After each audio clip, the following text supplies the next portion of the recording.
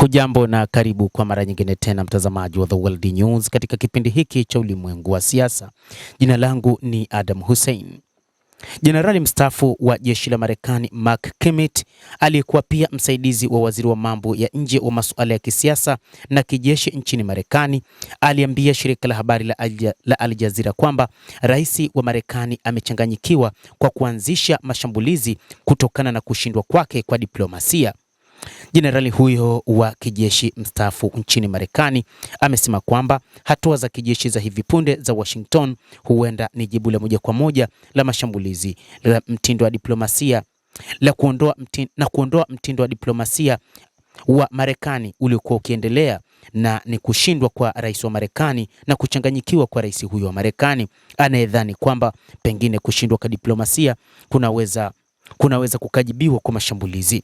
Alipoulizwa kama Marekani inaamini kwa dhati kwamba jeshi linaweza kuunda mazingira ya diplomasia kwa kuzingatia maoni ya waziri wa ulinzi wa Marekani Hegseth kwamba Washington itajadiliana kwa mabomu ikiwa lazima, Kimmett alionyesha matukio ya kihistoria. Kwa kweli ni kitu ambacho kilitumiwa na Marekani katika vita vya Vietnam, alisema, lakini matokeo yake ni wakati Marekani ilishindwa katika uwanja wa vita. Wakati wapatanishi wa Vietnam Kaskazini walipokokota mazungumzo, Marekani ilizindua mashambulizi makubwa kwa mabomu katika bandari za Hanoi na Haiphong ambayo hatimaye iliwarejesha kwenye meza ya mazungumzo. Hata hivyo, Kimmett alionyesha shaka kuhusu kutumia mbinu hiyo kwa Tehran.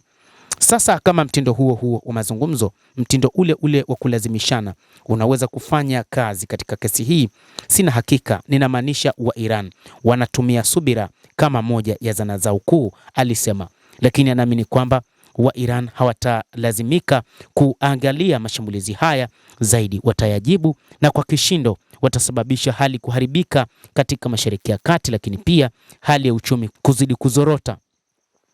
Hata hivyo, kuhusu wimbi la hivi punde la mashambulizi ya Marekani ambayo hayaonekani kuhusishwa na chokochoko zozote mpya za Iran kwenye medani ya vita, tofauti na hatua za hapo awali za kuulizwa kwa kile ambacho Kimmett anaona kwamba kile ambacho Kimmett anapendekeza ni kuongezeka huko kunatokana na kufadhaika kwenye meza ya diplomasia.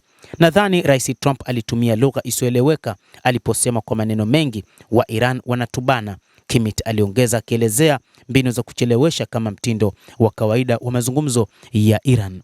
Hata hivyo, amesema kwamba katika mambo ambayo wa Iran wanaangalia ni kutoangamizwa na kukandamizwa kwa taifa lao ama kukubali kile ambacho Marekani inataka, na kwamba wanaangalia maslahi ya msingi katika taifa lao tofauti na kile ambacho Rais Donald Trump anataka.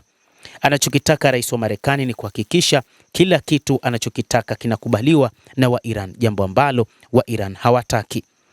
Wakati huu anadai wa Iran walimpigia simu, lakini wa Iran wanasema hakukuwa na simu iliyofika kwa rais huyo, lakini ni kauli za rais wa Marekani za kuchanganyikiwa. Hakuna simu ambayo rais huyo alipokea kutoka kwetu, maafisa wa Iran wanaeleza.